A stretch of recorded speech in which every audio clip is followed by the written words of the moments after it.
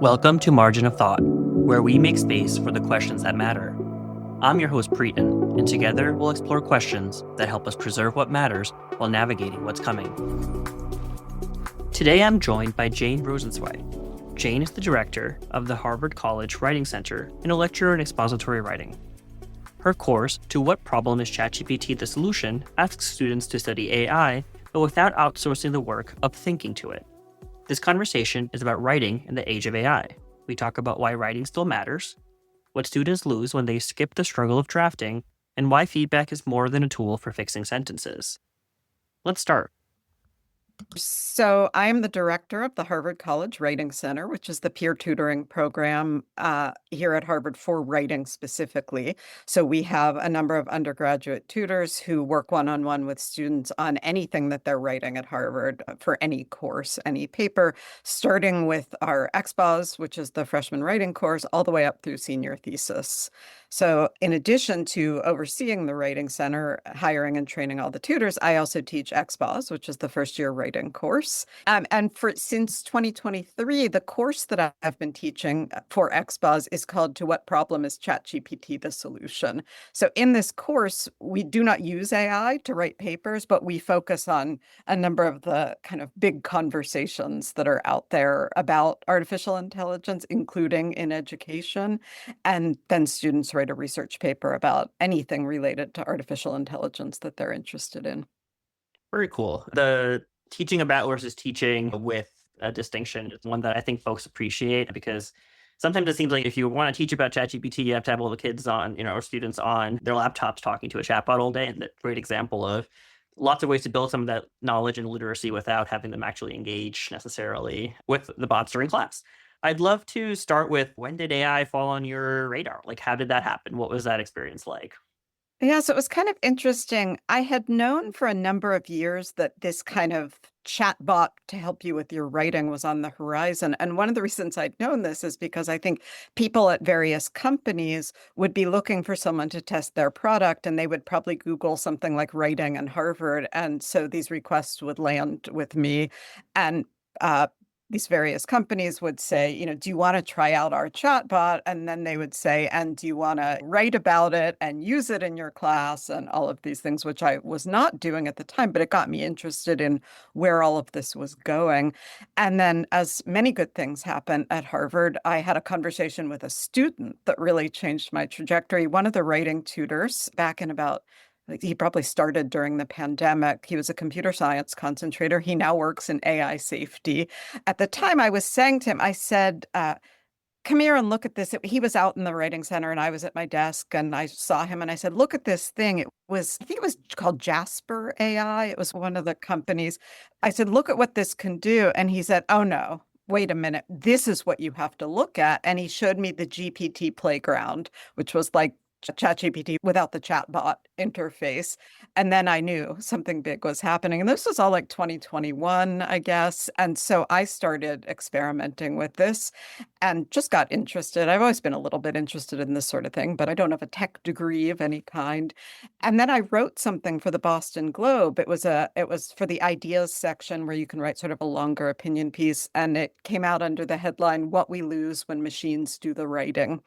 This was November 2022, like just weeks before ChatGPT was released. So I missed my window for 15 minutes of fame by not having it come out the day ChatGPT came out. But what happened was then ChatGPT came, and suddenly in the world that I was living in of people who teach writing, I certainly knew a lot more than many people did about this. So people started asking me questions, and I was very interested in going back and doing all the experiments that I had done in the GPT playground with ChatGPT, because the interface is so different.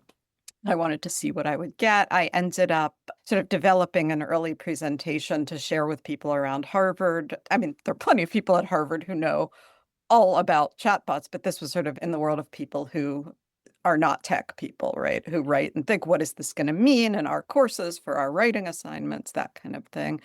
And then it just sort of it became the conversation. And so there I was in the conversation. I had an actual 15 minutes of fame. I was on CBS Sunday Morning, where for about less than a minute of footage, they showed me saying that writing is thinking, which is, of course, what those of us who teach writing have been saying for all these years. And then that next fall, I started teaching my course, which has been a wonderful experience, but also has allowed me to keep up with a variety of developments. I mean, the technology changes so quickly. What I'm showing my students, what they're reading, what we're talking about is evolving every semester. Could you tell me a little bit about those experiments that you were running, both with Jasper and the playground, but also with GPT when it first came out? So, what I first started to do, as I think you would if you were a writing instructor, was to ask for my writing assignments. You write me a paper about this. I was doing a paper for one of the courses I was teaching where we read some work by Professor Michael Sandel, The Case Against Perfection, which is about genetic engineering. And it was a straightforward assignment that we had. So I just kept trying to get first the GPT playground and later ChatGPT to write this paper. It never back then, and even now to some extent, it will never write what I would want it to write. It's certainly much better at it now than it was then. So then, especially before ChatGPT was released, it wasn't like I thought tomorrow my students are going to be able to do this. And then quite literally 2 weeks later, which is almost tomorrow, they kind of could. So I did that. There was sort of an early community of non-tech faculty members across the world, I think, who were very interested in this. And we were all sort of sharing experiments and trying to figure things out. I did a lot of things where I would create something and then ask, and I still do ask for writing feedback because I wanted to know what are my students going to be getting. I would ask for just revisions, edits, that kind of thing. I still do this because I want to understand what it is that my students or anybody's students might be receiving when they ask for this. I should say I don't use this at all for my own writing. I have not found a use for it that I find particularly helpful, but I do spend a lot of time on it. I've also done a lot of experiments with Perplexity and the deep research models of the various chatbots because I want to understand how this is affecting my students with their research. I want to understand what you can get, what you can't get. I've done a lot of generating of summaries of various PDFs that I would upload because I want to understand again what my students are seeing and how they're going to be experiencing their education if and when they're using these tools. Three buckets when I think about writing and AI that I'm hoping to hear a little bit about how you're thinking about. There's the bucket of the assessment piece of student integrity and how students might or might not use it productively. There's the piece of providing feedback to students using some of the bots themselves. And then there's also the piece of figuring out the value of the writing in the age of AI. So I want to kind of go down that list because I think in order of getting macro, that's kind of hopefully will get us to those larger questions. But when you think about the role of the bots for the student's own writing, especially when you think about introductory courses at the college level, what role do you think they ought to play, if any? And what role do you think they are playing? I guess it's a two-part question. Okay, so I think it's helpful to go back to why we are teaching writing or why we would want anyone to write in the first place. And one of the conversations that I think has been very productive since the early days of ChatGPT is the one where people in jobs like mine try to articulate the fact that we are not teaching people how to write because we need more papers in the world. The product that's being created, yes, certainly it is assessed. And the whole question of how things should be assessed and whether they should be assessed is sort of a separate conversation. But I understand that the product is seen as kind of the artifact of the process. But when you're in the writing classroom, the goal is not the product. The goal is to help students go through a thinking process wherein, at least in my idealistic vision, they work through ideas, they work through evidence, they work through close reading or analysis, not just in the literature sense, where a lot of people think of close reading as like Shakespeare. That's one thing. But reading closely any texts that are available, or watching closely or listening closely, with the goal of becoming someone who can weigh and analyze evidence to figure out what you think about something.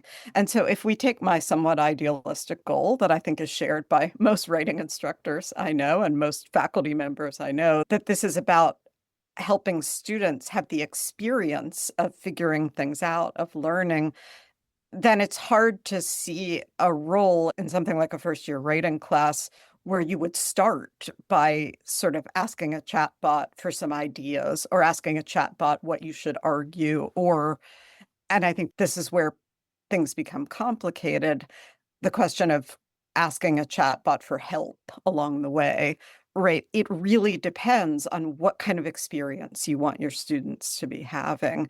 So in the course that I teach, we do not use AI in those parts of the process. We don't use it for brainstorming. We don't use it to do our reading for us. We don't use it to analyze the text.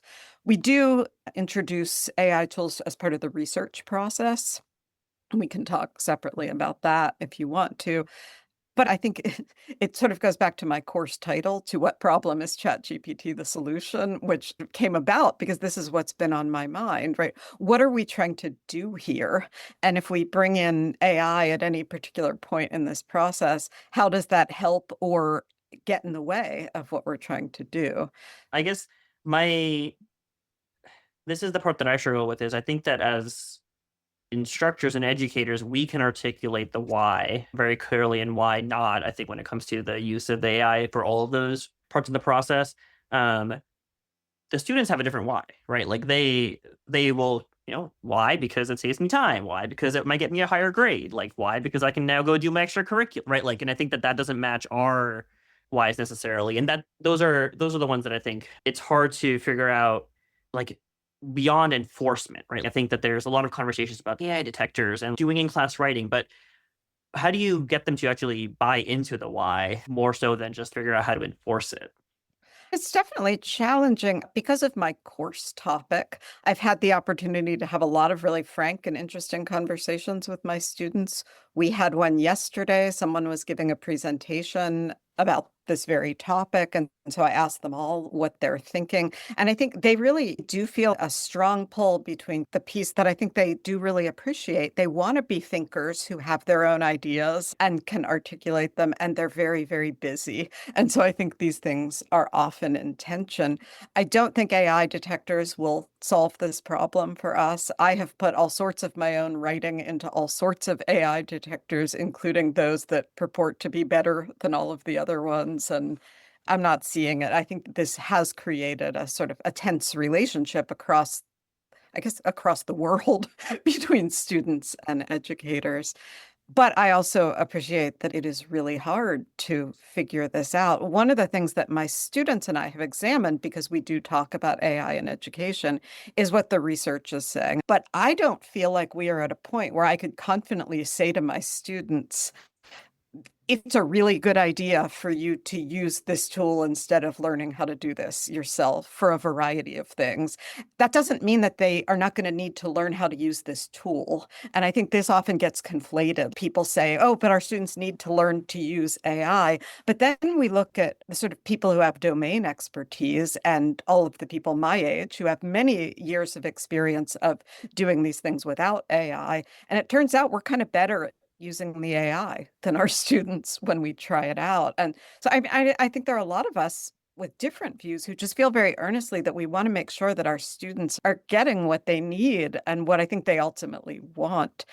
In the writing classroom, if you really boil it down, and this isn't what we're always doing, but to, I want you to be a person who has ideas, who knows why you believe what you believe, who knows how to use evidence and how to analyze it.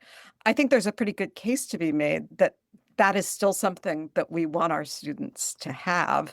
That doesn't mean people raise all these questions back. Well, does that mean everyone needs to write every email to the power company asking for a refund? I mean, I don't know. I still write those myself, but that is not what my area of expertise is. My area of expertise is helping students become people with ideas. And I still think we all, oh, I mean, I shouldn't speak for all of us, but I think we all want that, however we get there. I think the point about the folks who currently have domain expertise on this have never went to school learning how to use ChatGPT. It's kind of, that's one of my go-tos to the absurdity of the idea that we need to redo college education to all be centered on AI so that they can make sense of an AI world, right? Like everybody who is currently making sense of the AI world went to, got their education without ever having thought about it. And it's only because educators instilled the right dispositions and knowledge and skills that they were able to do that. Writing in particular is interesting because I think you hear the comparisons to other quote unquote obsolete skill sets. I find these flimsy, but I'm curious to hear how you think about the argument that, well, like, even if they have to write something later on, it will never be from scratch, right? Then why not start their skill set there and then help them develop even deeper editing skills, right? That argument rests on the idea that they will never, and I'm putting the never in air quotes, have to start something from and edit. So how do you feel about arguments like that? I think one of the problems that we're all dealing with right now is that everybody, and I've done it myself, makes claims without evidence, right? So it's very easy when we're speculating about the future to say something like, well, we can just teach people editing skills and they will write something even more marvelous than if they started at the usual spot. I haven't seen any examples of that. When I think about my own students, I don't think anyone can really say that if they generated the first draft in without writing it, that they would be equipped to make it spectacular from there without ever having drafted something. I could be wrong, but again, I don't think we're speaking yet from a position of a lot of evidence to support these claims. I think what I see in the classroom, what I have always seen, is this kind of amazing evolution of changing your mind and figuring out what you think between a draft and a revision. People often say, well, maybe that won't happen in writing anymore. Well, maybe it won't. And yet, the process that you go through of analyzing things, of listening to other voices, of what I tell my students when they're writing their research paper, we're joining conversations. Sure, you can do that out loud, but structurally, it doesn't work right now in the same way because when you do it on paper, you have a first try and a second try as you kind of begin to figure out how many pieces fit together. My students say wonderful things in class discussion. All of these things are ideas that are in development. So the idea that you would say it once instead of writing it, or that you would generate it over here and then begin the process of figuring out what you actually believe. And when I talk about what you believe, I'm not just talking about sort of big beliefs about the world.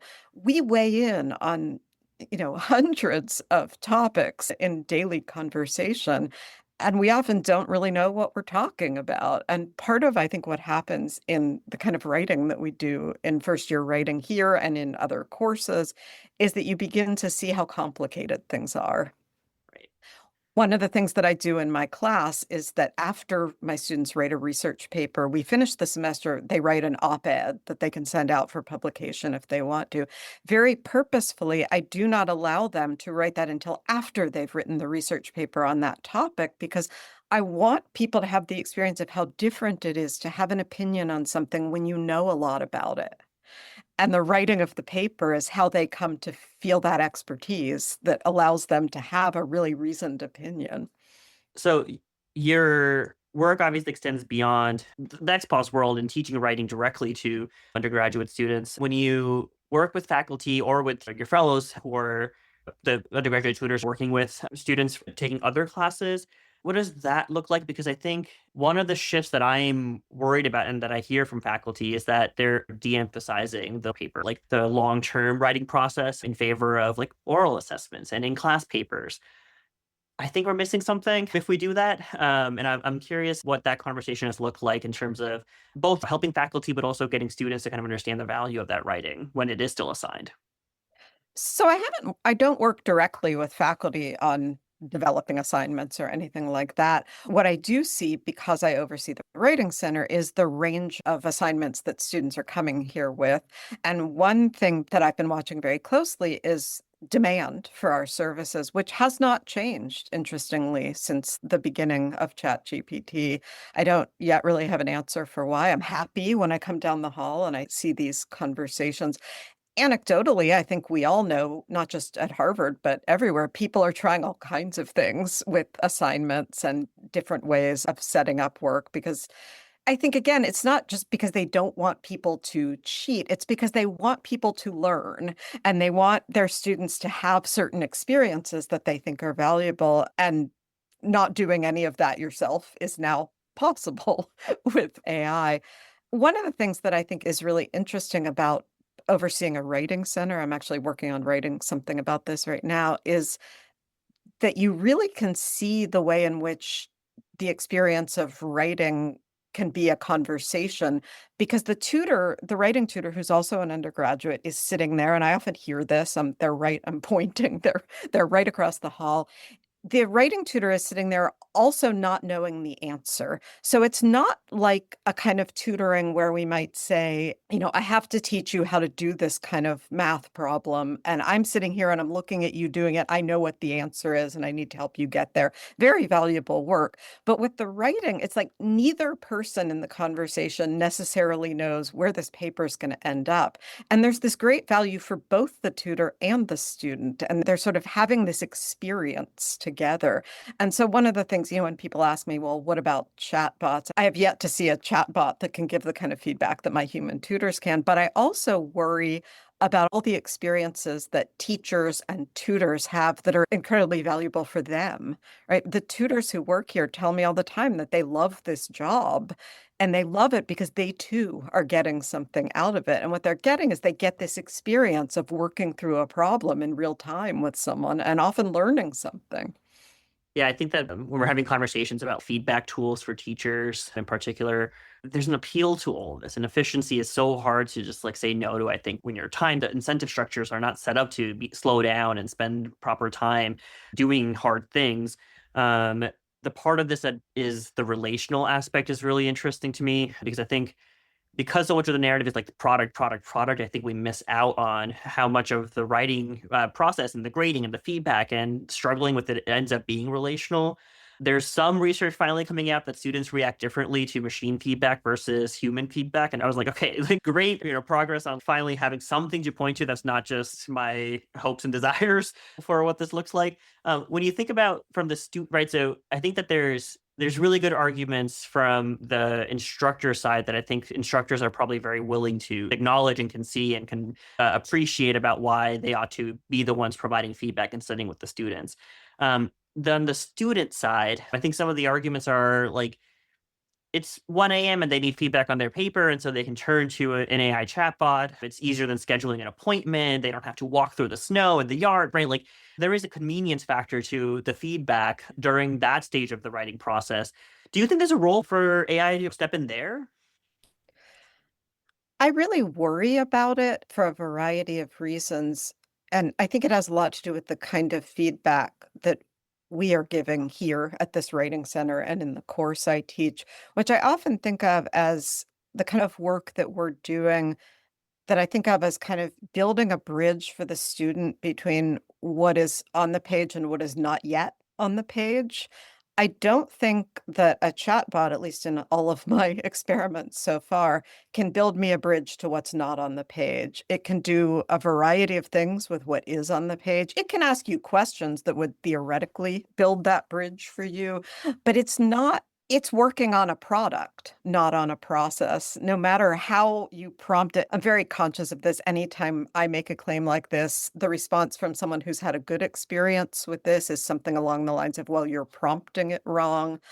Possibly, but I think what I'm talking about is really something about helping someone have an idea that they haven't yet had, which is just a hard thing for a chatbot to do because a lot of it has to do with the kind of side conversations that you're having, the other conversations that I've had with that person in the classroom, the look on that person's face when I say X versus Y, and all of those things. Um, I had an interesting experience. I did build a chat bot for my class, and it was a couple of semesters ago that I did this for the first time. It was a counter argument chatbot. My class is about AI, so I wanted them to have something for us to do where we could talk about it. What I did was I taught it the course materials and I really tried to lock it down so that all it would do was ask you what your thesis is, help you figure out if your thesis was normative, analytical, or descriptive, and then offer you four counter arguments. Not all of them would be correct, and you would work from there. The very first time I did this with my students, I kept saying, and next week we're going to try out the chatbot. And they were all very excited about this. But then when they tried it, they were all very disappointed in it. And I said, why are you disappointed in this? And the first response, the first person blurted out, I thought this was going to be an efficiency tool. And instead, it's doing basically what you're doing, and I'd rather just talk to you. So it was an interesting experience, right? The perception of what you're getting from the chatbot when you ask it for feedback and what you want to get is going to have a lot to do with what kind of feedback you ask for and get. I can control when I'm talking to my students to some extent, sort of pushing harder what I think they need, when not to push harder, all of these things. If you are using a tool, you're just going to tell it what kind of feedback you want. That they were frustrated because they couldn't, because I had locked it down in this way.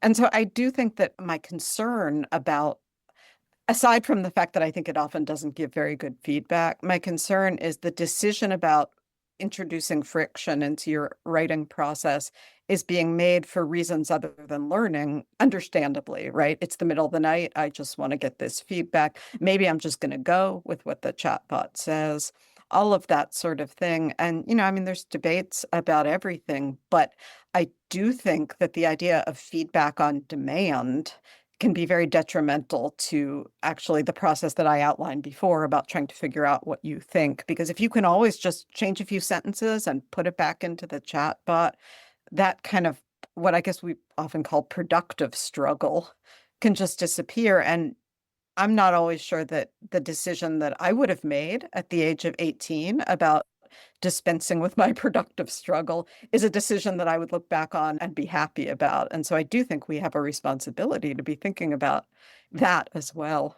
When you think about getting students to understand that, like, what do you think that they need in order to start like in a class that's not about ChatGPT, right? Like, how do you get students to appreciate the importance of the productive struggle, the importance of not being able to get immediate feedback and having to maybe like sleep on it, right? Like those kinds of experiences where it's like you're brainstorming, but you're writer's block. You're sitting there, you don't know what to say next, and you have to walk away instead of just changing the tab and asking, all right, give me like what thesis should I have on this argument? Because now I want to write and I'm going to do the writing even, right? Like those little micro moments of friction that I think are easier for if you're zoomed out to kind of see, okay, like this is the value of that micro moment of friction in the learning process.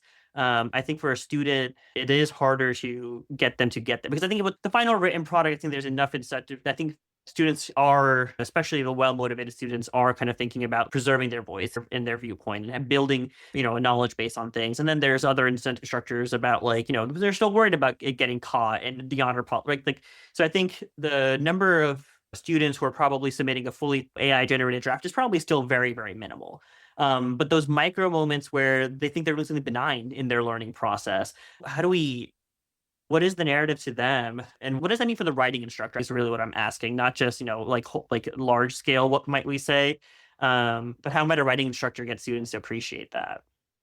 I mean, I think if I had the answer to that question, I would be shouting it from the rooftops. It's been interesting to be teaching the class that I'm teaching because I feel like we have an opportunity to have a lot of very frank conversations where I'm trying to outline, dramatize, create assignments where your own personal views really matter so that you can see the difference between, what you think and what would come out of a chatbot. I think probably one of the best things I've learned from teaching this course is that some of those conversations need to be happening in every course, whether or not you're talking about ChatGPT, right? This idea in the world of the learning sciences, this is not new, but the idea that students should know why they're doing what they're doing, and they should have some sort of zooming out and larger picture perspective. And also, and I think this is the hardest part, how does it all fit together? We have all these people teaching individual courses and all these students studying all these different things. But I think students really need for themselves to be able to see how all of these individuals that they're having are going to fit together to sort of make them someone who is the person they came to college to become in some sense.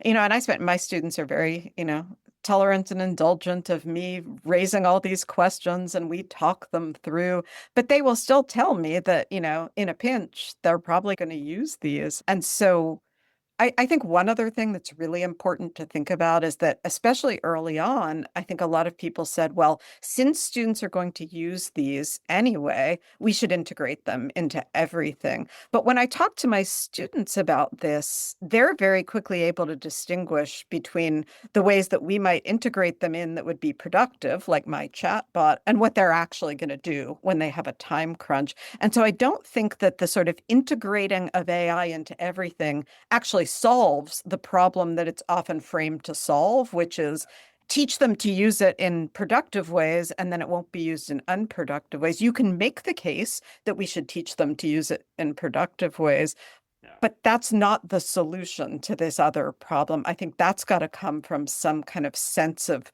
purpose and what we're all doing here in the first place. That seems to be the biggest disconnect with people who teach and people who are thinking about this without being in the classroom is the idea that like just because the AI can be used for something is how students will use it, and that's kind of the framing that I've been using because could you use it to be a better thinker and better writer? Maybe, right? Like maybe there's like the counter argument tool is a great example of that. That really does push your thinking. It's not necessarily, it's not sycophantic. It's not like producing anything for you. It's not writing for you. It's just pushing you to refine your own thought. Is that really how our students are going to turn to it at one, right? Like there is this disconnect between the idea that just because the tools have this possibility is exactly how the students will actually use them. And I think educators have a better grasp of that. The reality is that our students won't always use it in just those ways. And I think that's tough because when you're trying to sell students on the relevance of your current class, and this goes beyond writing, and the external rhetoric is that, oh, this is irrelevant, right? Like you're now fighting the friction that you were before to convince them of the relevance. And I think that's something that I think most instructors are having to spend more time with. Like the why learn this question is so much more important now because that justification ends up making a huge difference in the student's own buy-in. The last question I have is like when you think about writing in non-Harvard contexts, do you think that some of the same things would apply across the university landscape? Because what I'm wondering in particular is I think when folks hear about like students are still showing up to the writing center and right, like they still want ownership of their ideas. And I think when they hear about that from an elite university, they say, well, like that, those are your students, right? Like, of course, your students want ownership of the ideas. And of course, they're putting in the extra effort, but that might not be the experience of students across America. Do you think and I'm just, I'm obviously your context is, I don't mean to like ask you to comment on the entirety of higher ed, but I'm asking you to comment on the entirety of higher ed. But, with the grain of salt that like, I understand that this is, very much just based in your conversations with other folks working in the field. Yeah, I don't think it's a good idea for me to make sweeping generalizations on things that are outside of the context in which I am. I will say that I and my students have also expressed this concern that several of them have articulated this just this semester in various contexts that an unpleasant outcome to all of this would be that you still get to learn how to think at a place like Harvard, where there are resources available to you, and your instructors are replaced with chatbots at schools that do not have the resources that we have. And so I think that's very much on people's minds. Like, what is it that we're all doing here that is the same or is different from what's happening elsewhere? At the same time, I speak to teachers, high school teachers, and college instructors at all sorts of institutions who are having the same conversations with their students that I'm having and are finding that a lot of their students have really excellent questions about this and don't want to be outsourcing their ideas to chatbots. And I think one thing that we all share as part of this conversation is this question of what students see as their incentives, right? And whether the incentives that allow you to get a good grade are aligned with the incentives that allow you to learn and become a person with ideas and all of that. And I think whatever happens, I just hope that we can figure that out in a way that allows students to have what I think are still going to be valuable experiences.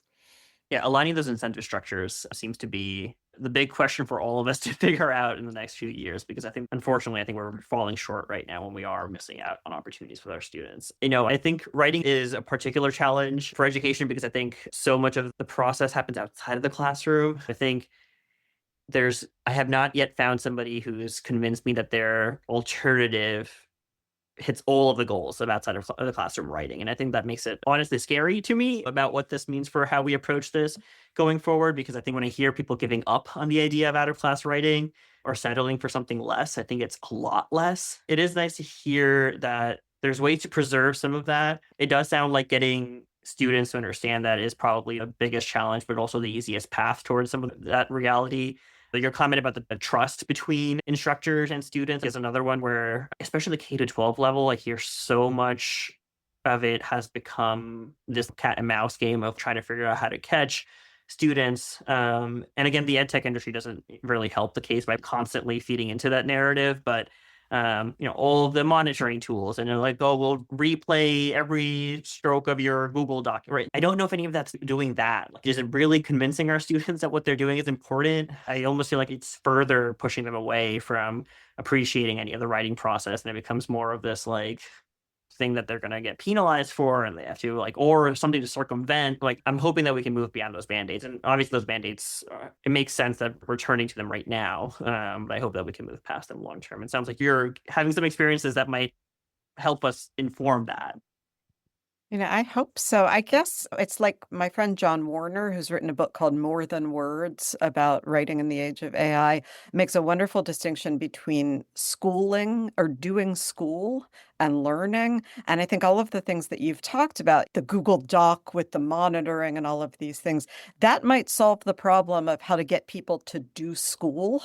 Right. But I don't think it solves the problem that a lot of us would really like to solve, which is to help you have a meaningful experience learning through your writing. Awesome. Thank you so much. Sure. It was great to chat. Jane emphasizes that writing is one of the most important ways students learn to think.